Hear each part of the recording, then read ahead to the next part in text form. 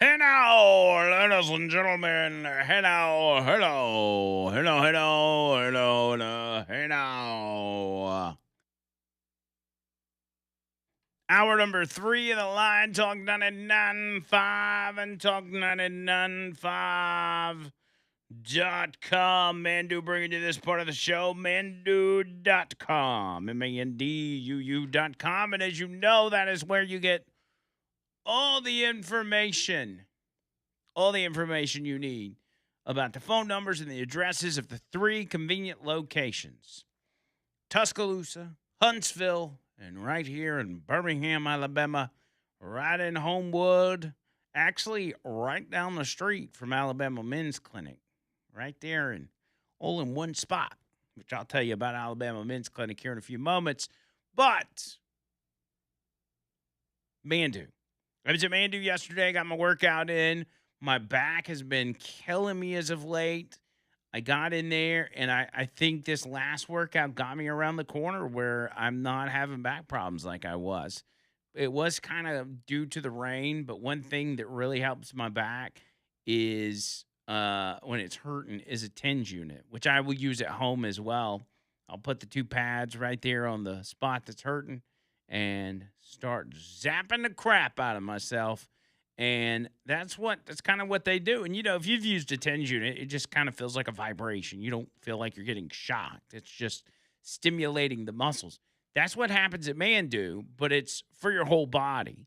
So you wear a vest essentially that goes over and it covers your pecs and your sides and your abs and your back. And then it's got two flaps at the bottom that then strap around your thighs. So it works your what would you call those? What are those muscles in your thigh? They're called thigh muscles. Okay, so That's about the best I can do. your thigh muscles, front and back. And then there's other attachments that obviously your biceps, they put straps on your biceps, and that works out your bis and your tris, so up under your arm. So if you got the little lunch lady arm going on under there, like wings, you can get that tightened up. And then you got the option to put some extra ones on there, which is like for your calf muscles. So your calves or right above your knee or even your inner thigh if you want to work on that. Just all over your body. You're getting a full body workout, and that's why it only takes 15 minutes because you're working out all your major muscle groups at one time. You can't do that at a gym. You're all doing it right there at the same time.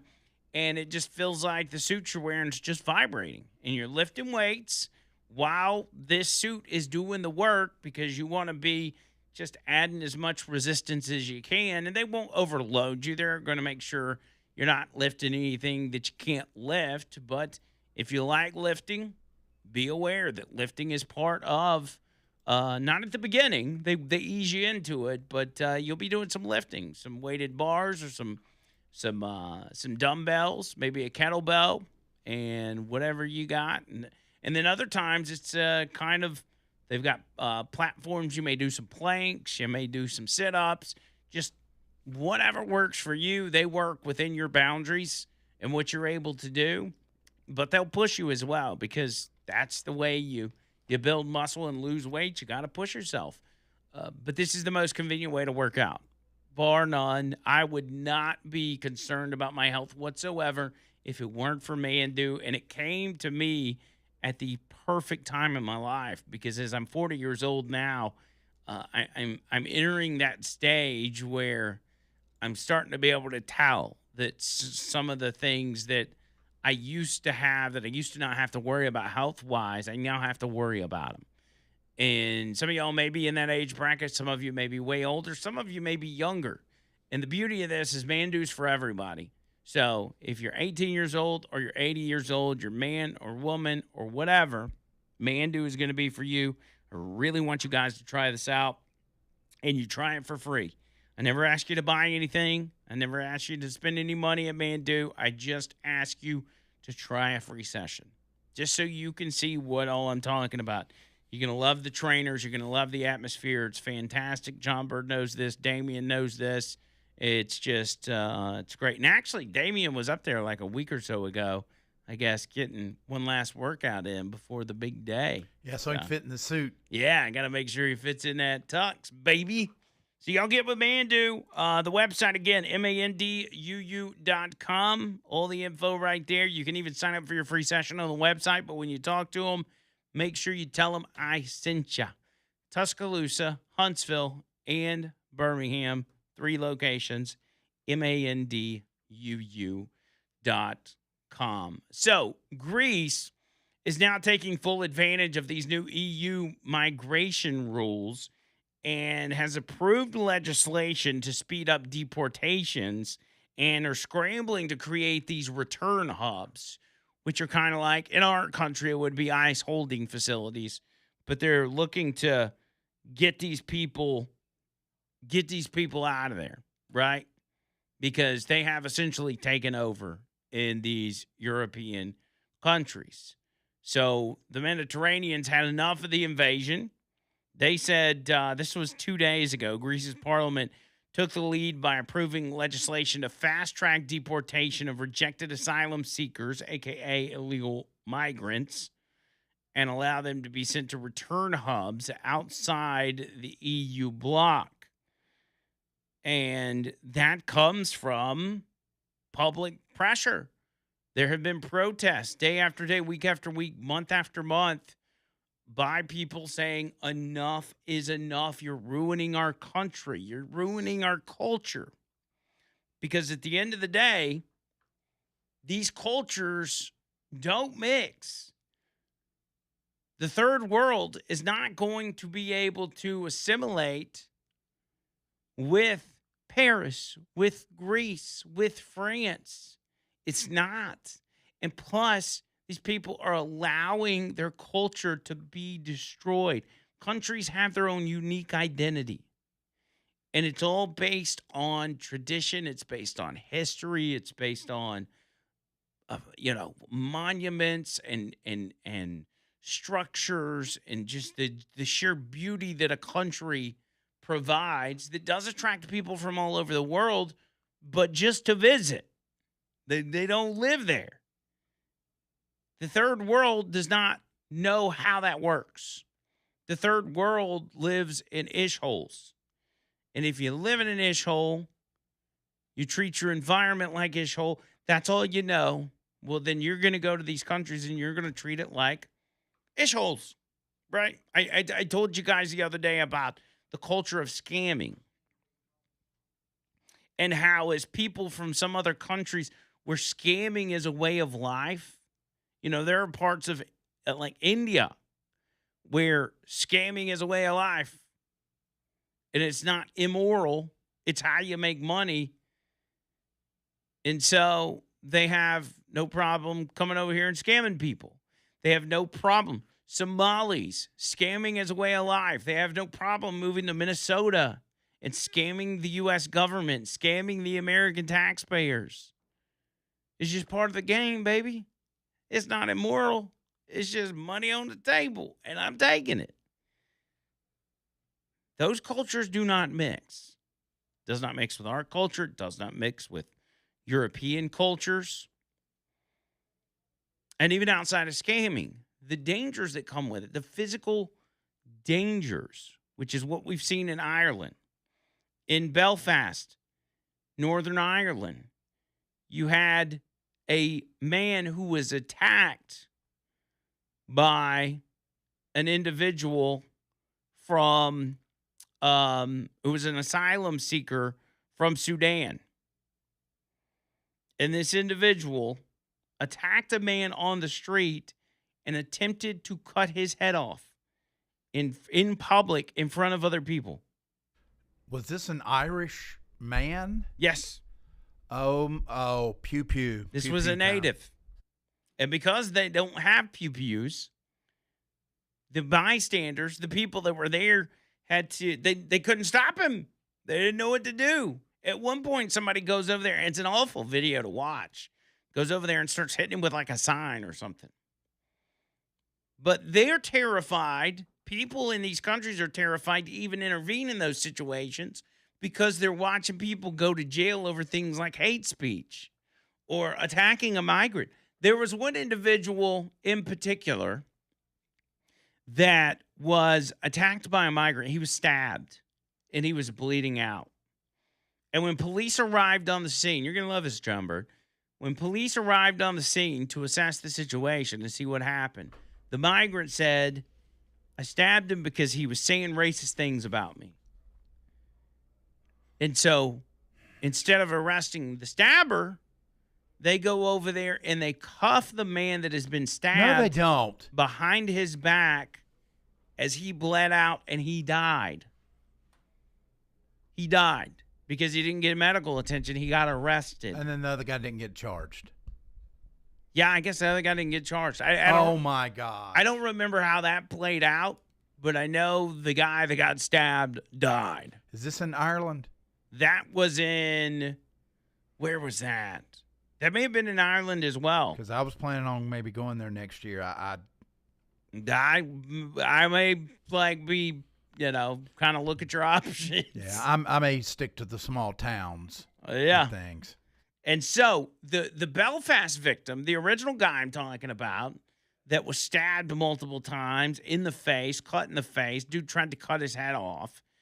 He's alive, and he remains in serious condition in the hospital after that knife attack left him with catastrophic injuries, including the loss of his left eye. The dude essentially cut his eye out of his head. And he has severe damage to his right eye, deep cuts all over his face, lacerations on his back. He's probably going to be blind. He was brutally attacked, and he's in his 40s. He's a fairly young guy.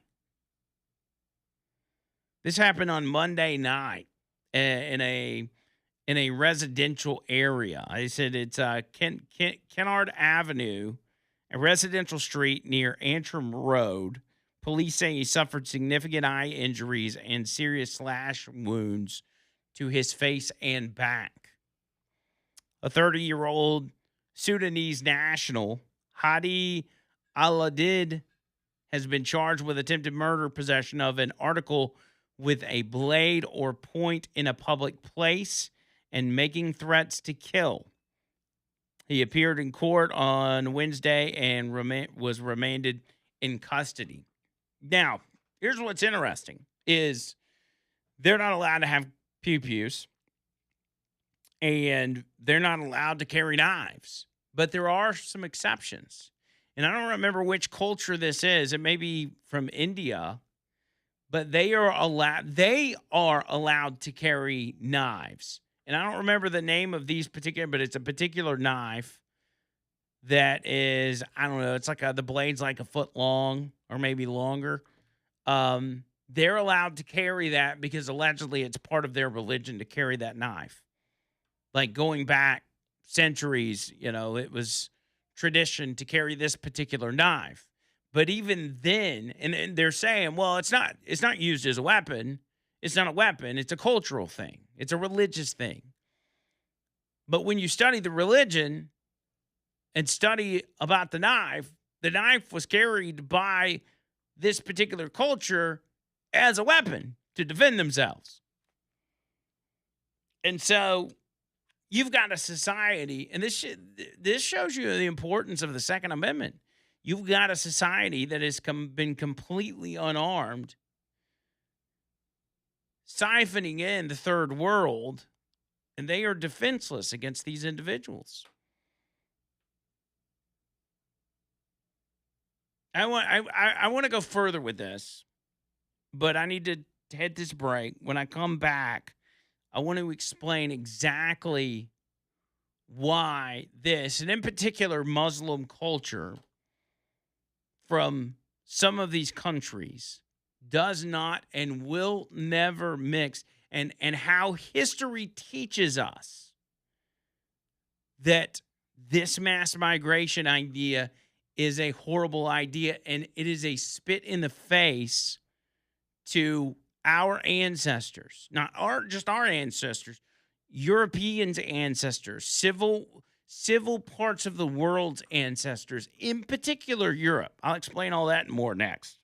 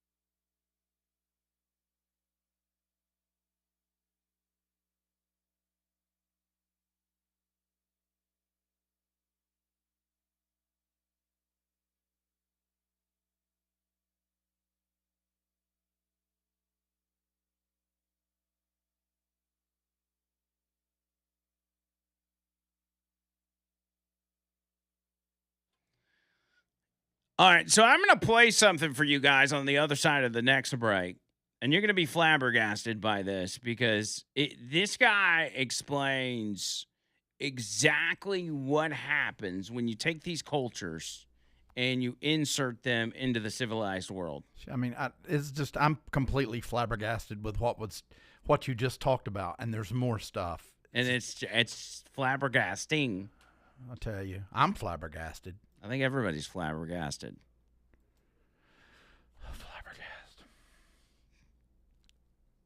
Let me get it says Ronnie's. Is this Ronnie's? Are there two Ronnie's? I think there's just one. I hope it doesn't rainy today.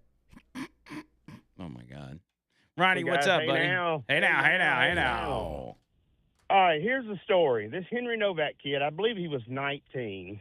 walking down the street, never been in trouble a day in his life.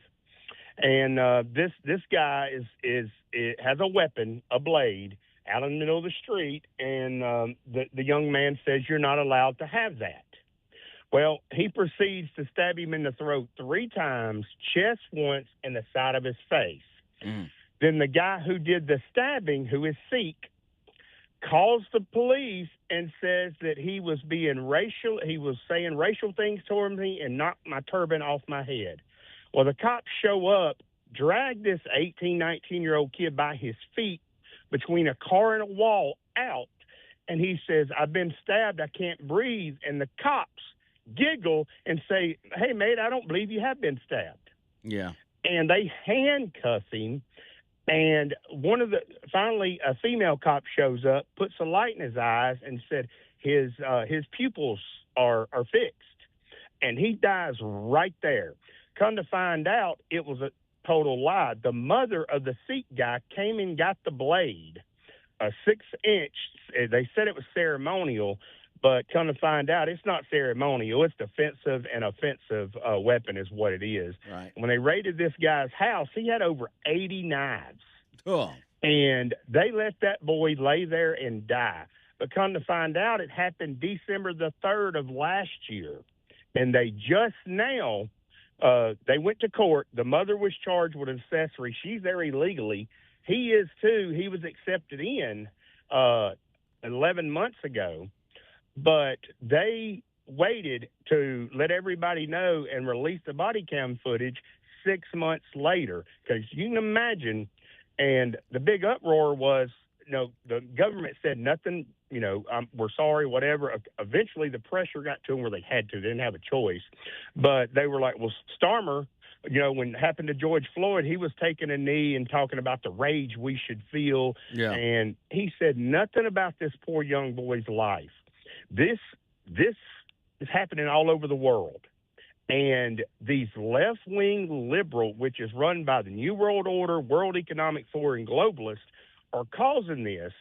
And it's going to come to a boiling point where eventually, I hate it for Britain, they gave up their A2 rights in the early 90s, which was a mistake. And they know they can control them. But they let that poor boy handcuffed lay there and die. And Starmer took a knee for George Floyd died of a fentanyl overdose. It's Right. in the autopsy. Yeah. And they went after the cops, and it was the poor boy died handcuffed, begging for help. And they're like, no, mate, I don't think you have been stabbed. Yep. And they finally arrested the guy and his mother. His mother's there illegally. Like I said, the other guy had been there 11 months. And came over on a boat, so you might as well call him illegal. He got 21 years is all he got. Yeah, if you come over to this country on a boat, that's the first red flag, I think, at that point. Yeah. If you're any country on a boat. But yeah, that body cam footage is really hard to watch. It is. And there's no doubt in my mind that these globalists, this New World Order, world economic, whatever you want to call them, they are trying to push Western culture out. Mm. And the only problem they have with America, why it hasn't completely set in here, is we have a right to bear arms. And you see online Muslims talking about how they're going to take over America and this, that, and the other. And I saw a guy preaching on a street corner, and a Muslim come up, told him how they were going to take over. Yeah. The preacher told him, he said, we're not like other countries. We have rights to bear arms, and we will use them to keep you from taking over our country. Yeah. The Muslim just went ape, you know what. Well, and people need to just really understand the fact that the one thing that has stopped what's happening over in Europe from happening here is exactly that. If it weren't for the Second Amendment, we would be in that same boat.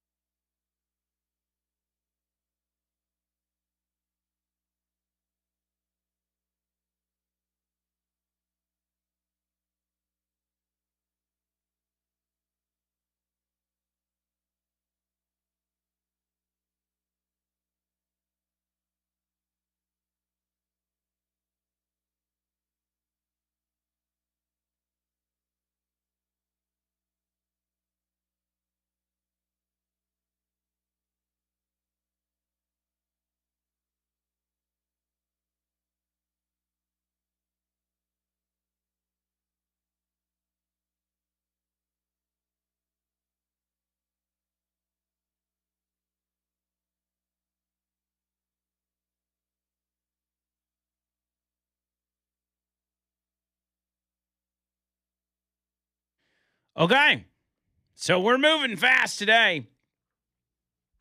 I see the news break that Donald Trump is canceling the latest strikes on Iran. And when I saw that, I was like, oh, man, come on, dude. Don't do it again. And here's what the president said. Hear me out. He says, based on the fact that discussions with the Islamic Republic of Iran have been brought to the highest level of Iranian leadership and approved, I have, as President of the United States of America, canceled the scheduled strikes and bombings against Iran this evening. Discussions and final points have been, in both concept and great detail, approved by all parties involved, including the United States, Israel, Saudi Arabia, UAE, Qatar, Turkey, Pakistan, Bahrain, Kuwait, Jordan, Egypt, and others. The naval blockade will remain in full force and effect until this transaction is finalized. Time and place of the signing to be announced shortly. So there you go. According to the President of the United States, Iran has agreed to the deal and is now going to sign the deal. All right, I've got an open letter for President Trump. My suggestion is to seal the deal, broker the deal, get it signed, and then bomb the hell out of them. Okay. That's what you do. All right, yeah. They ain't going to stand by that. Come on. Rain fire from above. So sign the deal and then proceed to bomb. Yes. I mean, that's what they would do if they had the ability. Exactly. It's definitely what they would do. Okay, so it seems that the president is convinced, and he says the highest level of the Islamic Republic of Iran has approved this deal. And does that mean the Ayatollah? Does that mean the Ayatollah's inner circle? We don't know. But he says the highest levels. And so that would translate to the people calling the shots. That they have, and this is the first time they've done this. Remember, they've been talking a big game this entire time. But we started bombing them yesterday, which made it clear to them that Donald Trump, as I said earlier in the show, it made it clear to them that we're not going to sit there and let this drag along, and that the idea of political and economic pressure being put on the president through this conflict, it's not going to work on him. It would work on Barack Obama. It would work on Joe Biden. It would work on George Bush or Bill Clinton or Jimmy Carter. It may even work on Ronald Reagan. But it's not going to work on Donald Trump. And I think they came to that realization that the drag-along game that Iran has always played is off the table. And they have said, you know, and their word is not worth the paper that it's written on, but they have said that they're ready to sign the deal. So we will see. We will see. And him saying I'm canceling the strikes is, you know, there's a caveat there. He's saying that I'm canceled the strikes. Now, if they announce where the deal is being signed and the Iranians don't show up because they've been known to do that, then game on. We're back to it. They also say the Strait of Hormuz is open. So, what a wild turn of events. Is that going to give us, though, is that going to help us with the oil prices? I mean, is that? If a deal is signed, the gas prices will plummet. It will. It absolutely will. And but you know what? They'll absolutely bottom out, and they'll be paying us to get gas if we bomb the hell out of them. That's true. Or if we take over Carg Island. Yeah, I'm just saying. They have to get their gas from us. So anyway, take that for what it's worth. I know people are going to be skeptical, and rightfully so. There's no reason not to be skeptical until a deal is signed. And even then, you have to be skeptical that they're going to abide by a particular deal. And this deal is going to be, I mean, it's not just something, hey, promise us you're not going to do this. Like, there are going to be stipulations in there, such as if you don't abide by this deal, this, and this happens. We bomb you. These countries bomb you, or whatever the stipulations are. And Iran will be rewarded for this. They really will, though. They've got assets that have been frozen by us throughout this conflict that will likely be released, and they will have money flowing back into the country. But none of that's going to happen until a deal is signed. And even after the deal is signed, you're not going to see any movement until the nuclear dust is retrieved or destroyed. Because those were the 2 points. Strait of Hormuz open, nuclear dust got to be gone. And then promises to never build a nuclear weapon. So we'll see. But I want to go back to where we were, John Bird, which was the Belfast attacker. Yeah. Or the Belfast victim, should I say, who remains in serious condition. Gosh, man. And it's rough, man. 40-something-year-old guy attacked by a Sudanese migrant that has no business being in that country. And the dangers, especially, and I want to concentrate on the Muslim culture, certain parts of the world that are, majority Muslim countries, it's a culture that just does not mix. Yes, there are Muslims that come to this country and assimilate and are great people, but I'm not talking about 1 or 2 or a handful or 100 or 500 people. I'm talking about entire countries dumping off their people into other places. And for generations and generations, hundreds of years, for centuries, ancestors have fought to keep that from happening. The reason is because back centuries ago, these same cultures decided, and it was their goal, to overtake those very countries that are now allowing them in. As you heard our caller say, on the streets of New York, young Muslim men saying, we are going to take over New York. We are going to take over your country. And they look at things and they view them as signs from Allah, and they view them as indicators that what they're doing is working. They're confirmed. The election of Mamdani, okay? The election of Mamdani for them is a signal that, yes, we are well on our way to taking over the United States.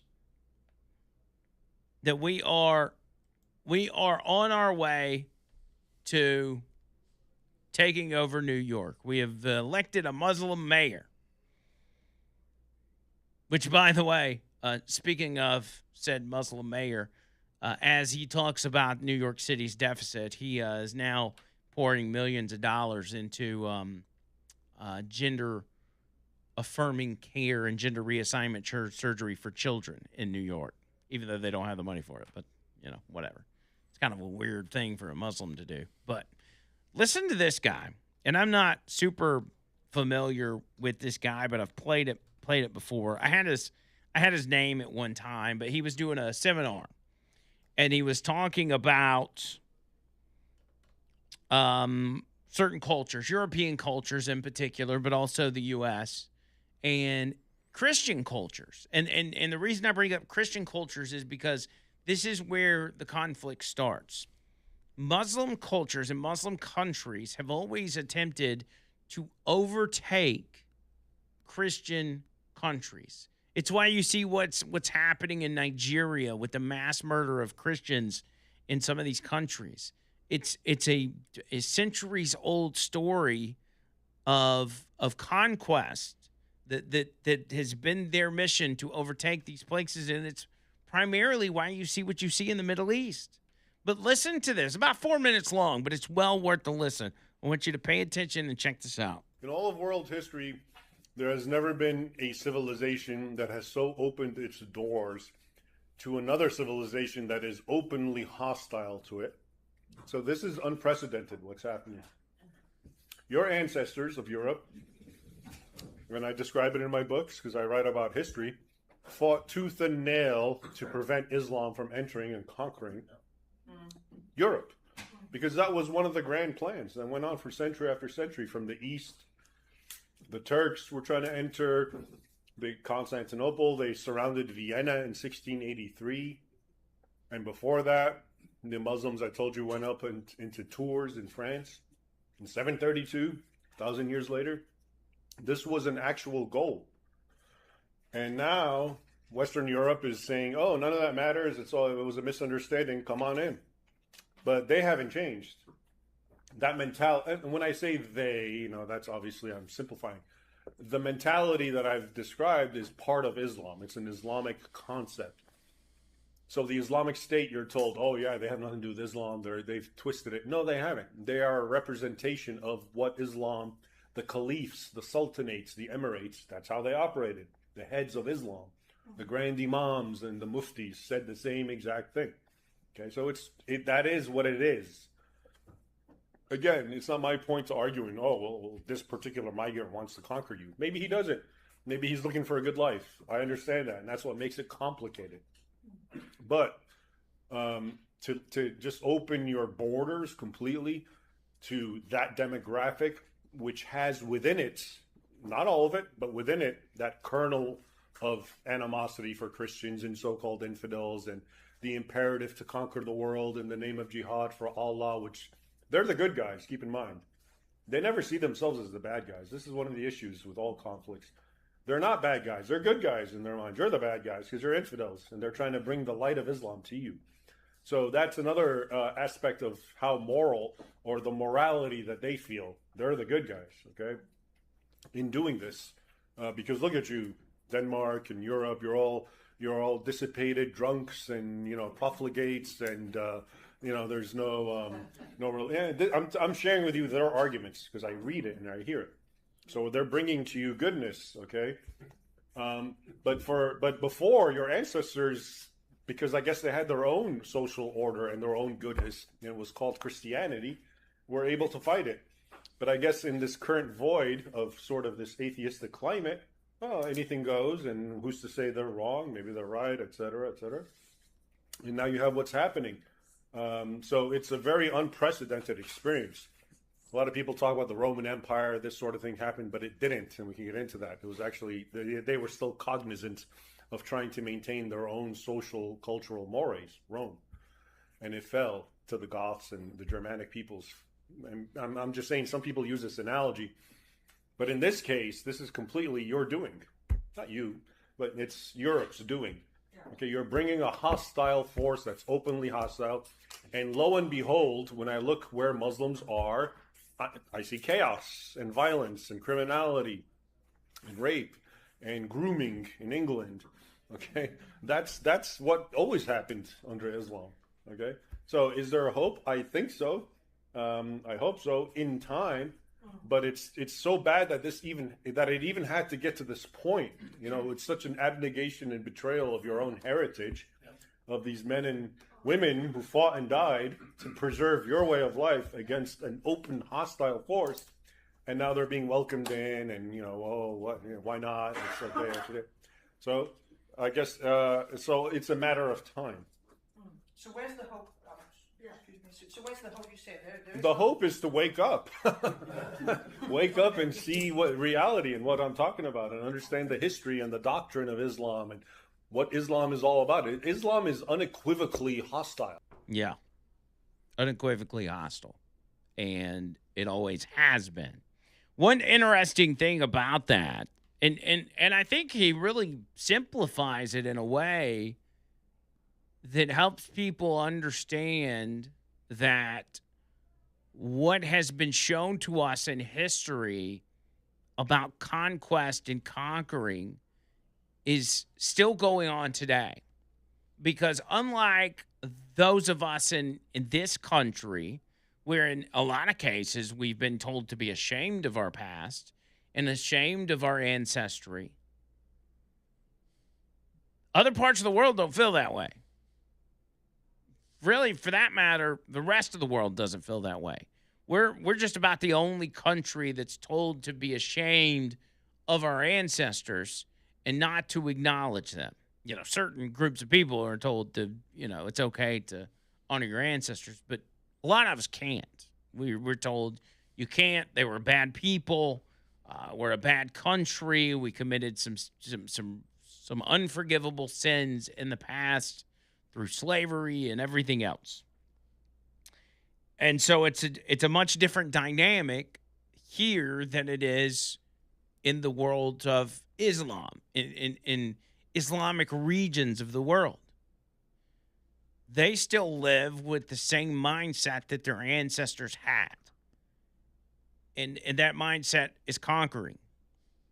And they believe, even though many people, weren't around for the formation of modern day Israel, they still believe, and of course, in the grand scheme, it's, 1945 or the 1940s is not that long ago. But they look back on their history and it forms who they are today. And that history of conquering Christian nations is their goal.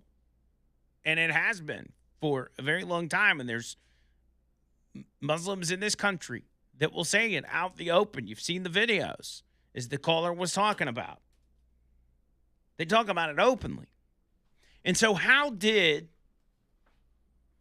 we get, whether it's here in America or over in Europe, how did we get to a point where we have lost sight on what our ancestors was doing to combat those cultures from overtaking us? Because back then, our ancestors would fight back against it.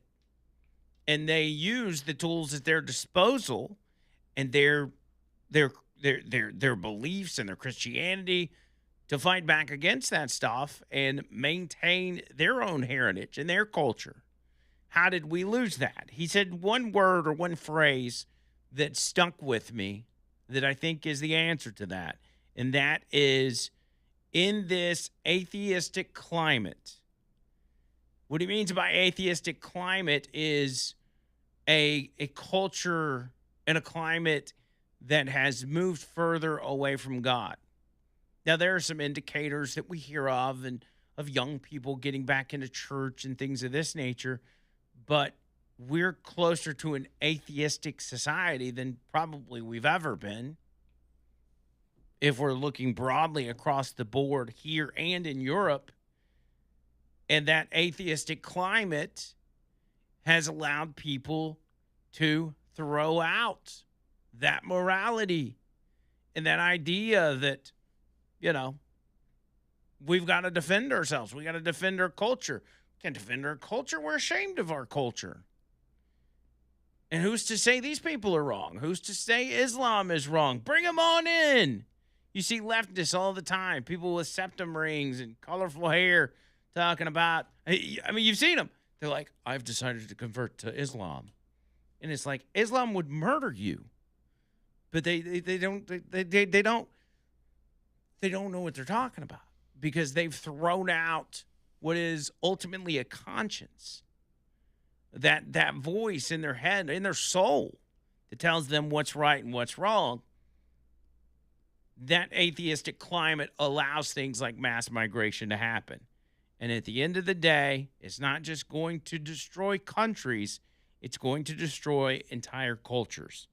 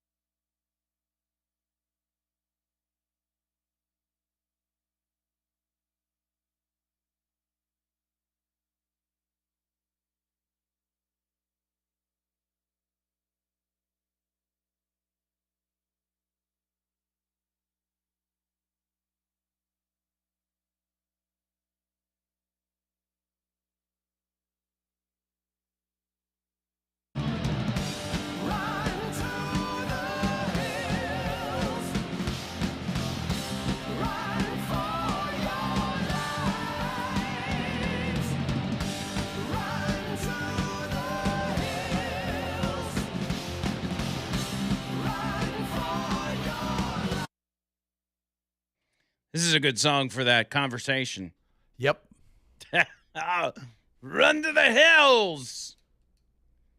It's crazy, man, and I've discussed it before on the show, but it's the reality, and I think a lot of people don't realize the importance of it.